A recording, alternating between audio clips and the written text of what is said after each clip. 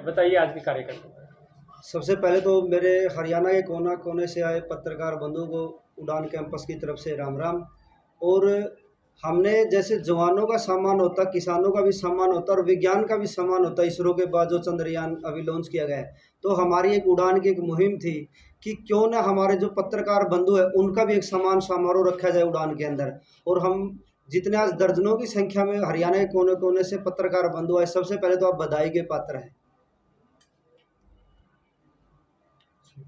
शत्रुघ्न जी, अगर आपके उड़ान कैंपस की आज की बात करें तो आपने भी जैसे सभी बहनों को आपने ये कहा था कि जो राखी बांधना चाहे बांध सके। इससे आपके विचारों का पता चलता है, आपका बहनों के प्रति सम्मान का पता चलता है और काफी बहनों ने आपको राखी बांधी भी है।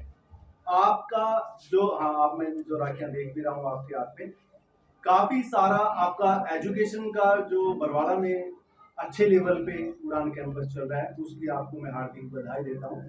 और साथ ही आपसे ये पूछना चाहता हूँ कि जो सभी प्रेस के साथी आपसे आज जो रूबरू हो रहे हैं, उनके माध्यम से आप समाज में बरवाड़ा की जनता को या देश को संदेश क्या देना चाहते हैं? देखो, सबसे पहले तो संदेश ये, जो हमारे रक्षाबंधन के ऊपर बहुत सी बहनों के भाई नहीं है और उनको एक फील होता अंदर से, काश हमारा भाई होता और हम भी उसको कलाई पे राखी बांधती। तो मैंने ओपनली सभी को फेसबुक माध्यम से, जो मेरा शत्रुघ्न खेदड़ पेज है या उड़ान कैंपस बरवाला है, वहाँ से और बहुत सी बहनों का प्यार आ भी रहा है और बहुत मिला है। एक तो हमारा संदेश ये था, और एक जो हमारे पत्रकार बंधु है उनको भी एक सम्मान मिले, एक और उनके अंदर भी ऐसा कि कैसे राष्ट्र मजबूत हो और वो भी अपनी ड्यूटी को अच्छे से निभाए। तो हमने ये प्रोग्राम रचा था उड़ान के अंदर और जो बहुत हद तक सफल भी हुआ है। और रही बात उड़ान कैंपस की, 2015-16 में उड़ान स्टार्ट किया था। यहाँ लगभग 14,000 बच्चे यहाँ आ गए हैं और 900 प्लस बच्चे जॉब प्राप्त कर गए हैं। तो बहुत से गरीब घरों की लड़कियां, सैकड़ों बच्चियां फरे भी पड़ी है और बहुत से सामाजिक कार्य उड़ान एजुकेशन ट्रस्ट की तरफ से होते हैं। मेरे सहयोगी है, मेरे पार्टनर मंजीत पुनिया जी है खरग गाँव से, हमारे ट्रस्ट के साथी है धर्मेंद्र जी है, और जो हमारा स्टाफ है शास्त्री जी है, और बहुत से जो हमारे सहयोग सामाजिक कार्यों में सहयोग करते हैं, सभी हमारे साथ और इनका प्यार ऐसे ही बना रहे। आपको मैंने काफी सामाजिक कार्य करते हुए भी देखा है, ऐसी बात नहीं है, मगर जो प्रेस के साथी हैं, हमारे जो प्रेस के साथी हैं, वो मैं दोबारा अगर मैं अपनी बात बताऊं तो हमारे जो प्रेस के साथी हैं वो बाल की खाल उतारने वाले हैं। मैं आपको बताऊं शत्रुघ्न जी, इतने लोग आपने इकट्ठे किए हैं। जहां तक आप अपने हिसाब से तो बता रहे हैं कि आप समाज सेवा कर रहे हैं, मगर प्रेस के साथी ये भी सोच रहे हैं या सोच सकते हैं कि आप एक पब्लिसिटी स्टंट पब्लिसिटी इकट्ठा करने की कोशिश कर रहे हैं। क्या कहेंगे सर? नहीं सर, देखो मैं ईमानदारी, अब देखो अंदर भगवान होता है। मैं मेरी फील की बात कर रहा हूँ, मुझे मैंने ओपनली बोला 11 बजे रात को ये आ कि सारे सभी का समान होता है। क्यों ना जो आज मीडिया के बारे में अनाप शनाप बोला जाता है, ये मीडिया वो मीडिया, और मैंने मीडिया कर्मियों को पत्थर खाते हुए, उनके कैमरे टूटते हुए देखा और मरते हुए देखता है, तो इनका तो सैल्यूट एक बनता है। इसलिए सम्मान था मेरे मन में, ऐसी कोई भावना नहीं पब्लिसिटी की, बस एक आपके प्यार, आपके सहयोग और आपका सम्मान के लिए एक छोटा सा प्रोग्राम रखा था। सर, आपने जो उड़ान कैंपस शुरू किया था, इस विजन के साथ शुरू किया था, कहाँ तक पहुंचे और आगे का विजन क्या है? हमारा विजन था, जैसे हमारे आसपास जो बरवाड़ा, यहाँ के 40-50 गाँव के जो बच्चे हैं ना, तो वो बड़े बड़े शहरों की फीस दे पाते हैं, और खासकर बेटियों को जो बसों की प्रॉब्लम होती है, उनके साथ जो बदतमीजी होती है, हमने एक संकल्प लिया था कि हम बेटियों को यही जो शिक्षा है और जो फीस की कमी उसको न होने दे, और वो हमने प्रोवाइड करवाई बेटियों को।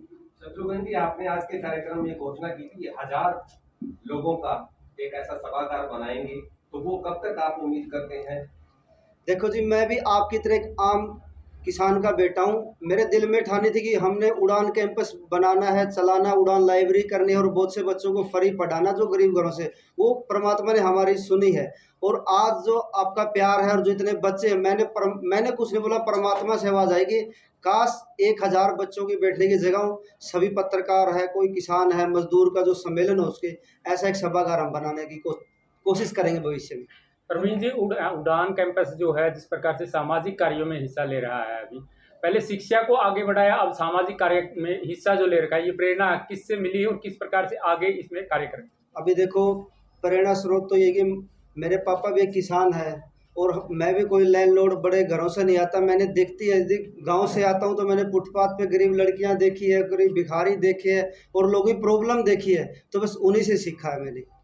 और जो हमारे साथी धर्मेंद्र जी, अमनदीप जी है, ये भी काफ़ी अच्छे विचार लेके आते हैं, तो सारी जो बैठ के हम डिस्कस करते हैं और जहाँ जिसको प्रॉब्लम होती है वहाँ पहुँच जाते हैं। धर्मेंद्र जी, रक्षाबंधन के उपलक्ष्य में आज कार्यक्रम किया गया। आज की युवा पीढ़ी, लड़के या लड़कियों की बात करें तो उनको क्या संदेश देना चाहोगे भविष्य के लिए? संदेश तो यही है, पढ़ने वाले बच्चे अपनी एजुकेशन पे ध्यान दें, वही सबसे बड़ा हथियार है। और आज या आगे आने वाले समय में जो एक मान सम्मान दिला सकते हैं वो शिक्षा ही है। अगर हमारे पास नॉलेज, हमें किसी के पास हाथ फैलाने की जरूरत नहीं है। हम अपने अधिकार को अगर जानने वाले हैं तो हम खुद कमा के खा सकते हैं, दूसरों को भी अच्छा राह दिखा सकते हैं। एक टीचर होने के नाते हम देखते हैं कि एक टीचर को एक समाज के तौर पर देखा जाता है, एक समाज का आईने के रूप में देखा जाता है भी कैसे वो कार्य करता है, कैसे उसका रहन सहन है, जिससे दूसरे उसको कॉपी करें। तो हम भी ये कोशिश करते हैं कि अच्छे विचार दें ताकि बच्चे उनको अडॉप्ट करके अच्छे मंजीत जी, मैं अगर आपसे बात करना चाहूँ तो जैसे आपको पता है सरकार ने 9 से लेकर +2 तक सभी बच्चों को एक टैब दिए हुए हैं और सरकारी स्कूल में अगर बात करें और काफी बच्चे उस टैब को यूज भी कर रहे हैं, तो आपको नहीं लगता कि उसमें से कुछ बच्चे उसका गलत प्रयोग भी कर रहे हैं? बिल्कुल भी, देखो जैसा कि सरकार ने तो अपने पॉजिटिव मंशा से दिए थे, लेकिन वही चीज़ आती है तो उसकी पॉजिटिव इफेक्ट भी होते हैं और नेगेटिव इफेक्ट भी होते हैं। अब देखने को गाड़ी आई है, हमारा यातायात आसान बनाती है, लेकिन एक्सीडेंट भी होते हैं। तो वही सरकार ने सोच के किया था कि बच्चों को, जो बच्चे कोरोना के, खासकर कोरोना टाइम में ये चीज़ें आई थी कि बच्चे स्कूल नहीं आ पाते, तो उनको एक एजुकेशन मिल सके इस ऑनलाइन माध्यम से। लेकिन उसका बच्चे बहुत मिसयूज भी करते हैं, जिन जैसे पेरेंट्स को नॉलेज नहीं होती, बच्चे अपने गेम्स वगैरह या कुछ और चीज़ें, काफ़ी जो अनयूजफुल चीज़ें हैं वो नहीं करनी चाहिए वो करते हैं, तो इसका एक नुकसान भी है। तो दोनों ही चीज़ें साथ के साथ होती रहेंगी जी। शत्रुघ्न जी, आपको पता है जींद गांव के जींद शहर के आसपास कई गांव ऐसे हैं जिसमें कई गांव की पंचायत ने सरकार से वो टैब वापस लेने की गुहार लगाई, क्या कहेंगे? देखो सर, मजीद सर बोल रहे थे काम तो पॉजिटिव था सरकार का, लेकिन जो हमारे छोटे बच्चे, अब बच्चे को ये पता नहीं होता कि आपको किस रास्ते पे जाना है। उसके सामने दो चीज़ें हम परोसेंगे या सोशल मीडिया को जो सामने आएगा वो उन चीज़ों को फॉलो करेगा।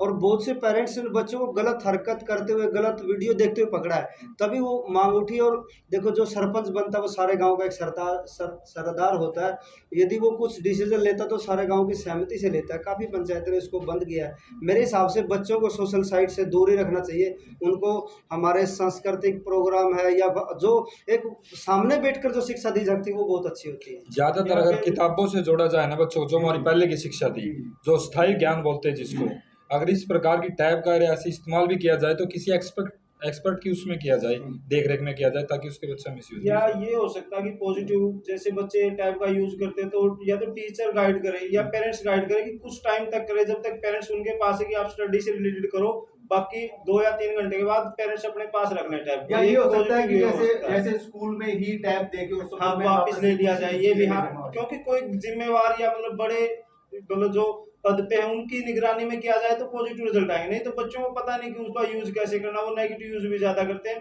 अगर पेरेंट्स या टीचर की देखरेख में होगा तो ये पॉजिटिव रिजल्ट आएंगे इन चीजों में। मैम, अगर मैं आपसे बात करना चाहूँ तो आपके इस कैंपस में आप काफी लड़कियों से रूबरू होते हैं, काफी लड़कियां सभी तरह के स्वभाव का आपको पता चलता है।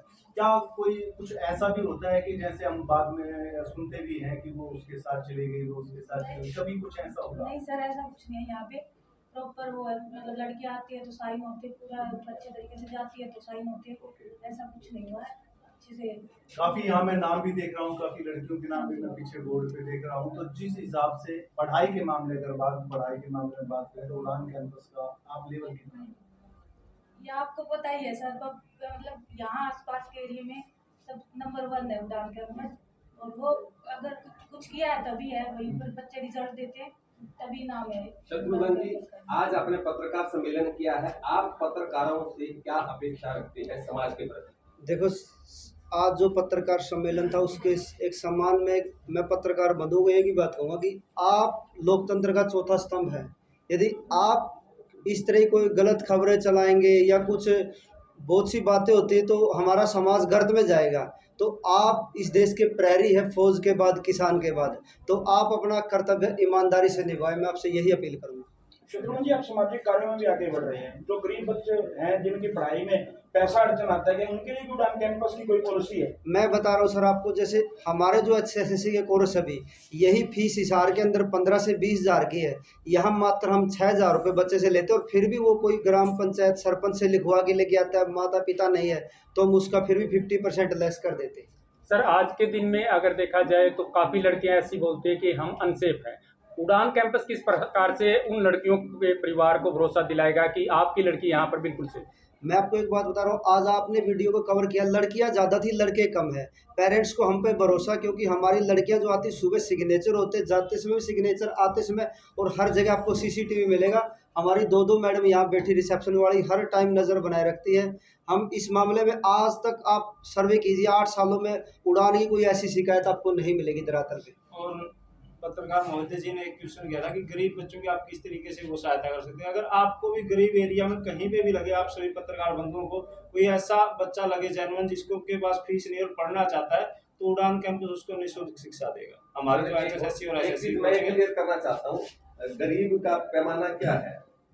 देखो सर, गरीब का पैमाना तो ये जैसे किसी बच्चे के माता पिता ना हो बेचारा, या फिर आपको पता सारी प्रॉब्लम का, कहाँ पर सड़कें खराब है, कहाँ पर क्या चल रहा है, तो आप हमें बोलोगे मैं रघुवीर बोल रहा हूँ जी, मैं वीरेंद्र सोनी बोल रहा हूँ जी, मैं वो पत्रकार बोल रहा हूँ, ये बच्चा गरीब है जी, मैंने इसके धरातल को चेक किया है, तो हम आपके पैमाने को मान लेंगे। क्योंकि हम अगर यहाँ जरूरतमंद अगर शब्द इस्तेमाल करें तो क्या हो सकता है, उसका मकान पक्का हो, उसके सब कुछ उसके पास हो, लेकिन समय के उस समय अगर उसकी ये व्यवस्था ना हो कि उनके पास आर्थिक रूप से वो सक्षम हो, तो यहाँ जरूरतमंद शब्द का अगर इस्तेमाल करें तो ज्यादा ठीक है सर।